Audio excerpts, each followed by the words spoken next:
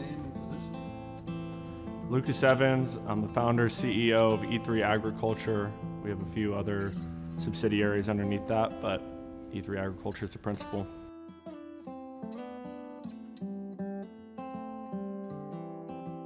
Ultimately, E3 is trying to help companies move towards a more sustainable sourcing of their raw materials. As we know, you don't have to look to California to see the shortcomings and problems that we face with our environment and our only livable planet. And so I don't care if you're for or against sustainability and environmentalism. At the end of the day, we as humans require food, water, shelter, and these things come from somewhere, and either they're coming from a place of extraction or regeneration. And so E3 is ultimately trying to move industries and societies towards a more regenerative overall outcome of where we get things and how we make things so that they actually benefit us and the planet instead of hurt us on the long term. Our long-term mission is just to make more farmers. We're trying to make farming an attractive future for an individual growing up in our sweet country. And we believe that the more farmers we have, the more independence and resiliency our communities have against climate change and natural disaster, resilient against everything. We do a lot of land management, so a lot of customers come to us and they ask us, how can we turn our land? We have land that's just sitting here, it's in grass or it's in whatever, and how can we best utilize this where we're growing something, where we're doing something, and where we're doing it responsibly, ethically. So E3 stands for Evans Earth Endeavors. It's also a play on the term Trip E.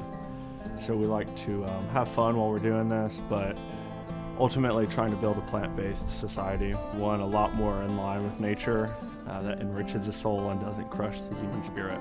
So what sets us apart is a hyper-focus on everything non-human and really supporting these things that aren't just of convenience to us, but that we like to use the term ecological climax.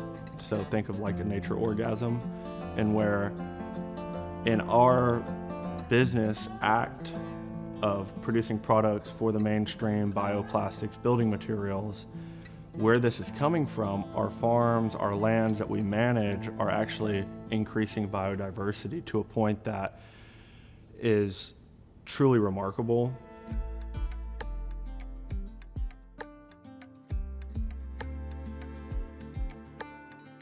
There's all kinds of different cultures where farmers were of different social ranking. Whereas the United States of America, if we think about that, farmers are poor, farmers are scared, they're living year to year, farming huge tracts of land off of, they don't even get to buy their own seed or decide what kind of fertilization program their field, thousands of acres are going into.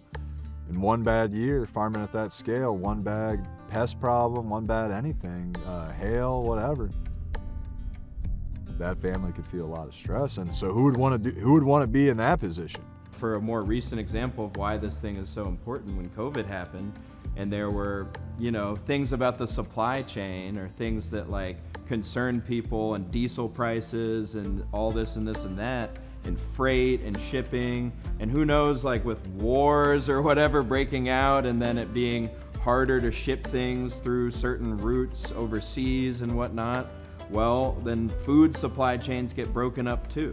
So just because these agricultural companies are producing all of the food, how is it even getting to you? Where's that safety net? When you look at what is missing in industry and the American economy, I think the glaring statistic that I always look at is for basically 99% of the population depends on 1% for all agricultural goods. So agriculture meaning food, clothing that's non-petroleum based, and then with that they also manage most of the land, air, and water. And so when you're looking at, well, what needs attention? Well, shoot, agriculture. That's where we're just completely missing every day. And the system that we're in a part of now is, in my opinion, so far out of bounds of reality when we talk about the value system that we've created, where we've created a value system that rewards almost people more willing to do bad to nature and people, where extraction and exploitation is what yields greater outcomes from a profit standpoint. And as long as that exists, we're never going to get out of this problem. So we need to build new systems, new industries that, instead of our byproduct being, you know, young kids in a factory in dangerous conditions halfway across the world, rather hyper-local things that are truly innovative, that make use of what's all around us. You know, right now in Austin, I think it's less than 0.5% of the food eaten in Austin is produced in even a 50-mile radius of the city. So that tells me there's a giant market right there where a lot of people, what if that number could even be 10%? 10% of the food, you know, in Austin is raised by local producers. If you have food near you right now, harvestable food, and you're in tune with that, and you're using your land in an ethical way and using it to grow food for your family, well, then you have all you need right there, you know, and livestock and whatever else. But we've come so far from that, where that used to be a given. That was just everyone every day. We had summer vacation in schools so that the kids could go and harvest, you know, so that they could go work on their farms, you know, because that's the prime growing season, and their families, they were all farmers, and their families all needed help during that time. They needed their kids to come home and not be in school. And we've come so far from that, where people think the food's grown at the grocery store. Where did this whole idea come from? Well, I could say a lot there, but I think there's a good story that really encapsulates my understanding of this. I did get a degree in environmental science. I've spent a lot of time in nature and traveling, but when I was a kid, my mom, she was a horticulturalist and had built a really nice, basically way station for monarch butterflies. And so when I was a kid, the monarch butterflies would come through by the millions, and they would cover every leaf off of every tree in our entire yard, and it was true magic on earth, you know, like no movie could ever replicate that. I think this year I counted 14 monarch butterflies, and that's here in Texas, where we have pretty good systems for conservation and awareness towards these things compared to other places in the world. And so if you just take that, you know, small example and bring that out to all the other things that are non-human in this world, we are undoubtedly killing this planet, and it's our fault. And so that's where things get interesting, because while we are the ones to cause this, we're also the ones with the ability to solve it. You know, because the amount of farmers even in the workplace in the United States of America, less than 1%. You know, and of that 1%, it's like 65% of those people are over the age of 65. Old. You know, and we owe those people a lot of respect, and they have a lot of experience, but they can't be leading the charge in what this new generation of agriculture is going to have to be if we want a peaceful and happy society to live in. Because right now, you know, a lot of the food that is grown so poorly it's nutritionless. I'm not incredibly old or incredibly wise, but in at least just my lifetime, it's the one thing that I've seen that everyone can do. Everyone can do agriculture, you know? All you need is land, and there's different ways of procuring land, but everyone can do agriculture. It's a great unifier. No matter who you are, what you are, anyone can get out in a field and work with their hands. Anyone can plant seed, you know? And that's something that's, I think, very beautiful and very spiritual. It's very spiritual for me, you know, and it's a connection with nature. It's a connection with the world around me. It's a way to be in the sun. It's a way to be outside. And it's a way to just touch the ground with my bare hands, to have wrought something, a true fruit of your labor from the ground, you know, that you see and you care for. I mean, it's like a child, and you have a familial relationship. The best relationship you can have as a farmer is to have a relationship with your land where your land is like family to you, and you treat it that way because of everything it provides for you and everything you provide for it. like we said, trying to make agriculture something appealing as a future. Because what is agriculture and what is a farmer? Well, a good farmer is a steward of the land, and they love the land, and they are trying to plan and think to do the best by the land, because they know in their hearts, healthy land, good harvest. Sick land, bad harvest.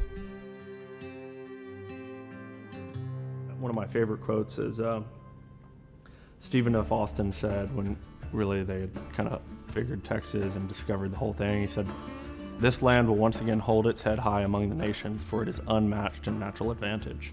And that was before the discovery of oil. He was talking about fresh water, he's talking about soil, he's talking about just basic minerals that we have here.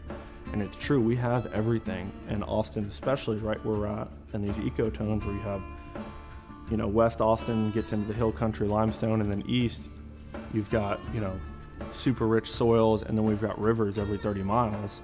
We really don't have to go very far to find anything that we really need and want to innovate on. I believe that there is a brighter future for many people, to be out working outside in the living, breathing reality. Because the fact of the matter is, we live in a beautiful country, in a very special country, geographically and natural, historically speaking. We got the best soil. If you go to comparison to anybody in the world, or rather I should say, we had the best soil, and we still have the bones for that, but after decades, really going on a century or more in some places, of bad agriculture. And we're also trying to do things with other farmers in the way that they farm, so that maybe they're not spraying so many pesticides, so many herbicides, maybe not tilling as much and creating this terrible plow pan underneath everything, which is one of the reasons for the Dust Bowl, 100 years ago almost, to this very era that we're living in, where we're approaching, honestly, a new Dust Bowl with the agricultural practices. And the Dust Bowl was incited because of these very same agricultural practices. Kind of getting into this, people were telling me, don't be a farmer, farmers are poor.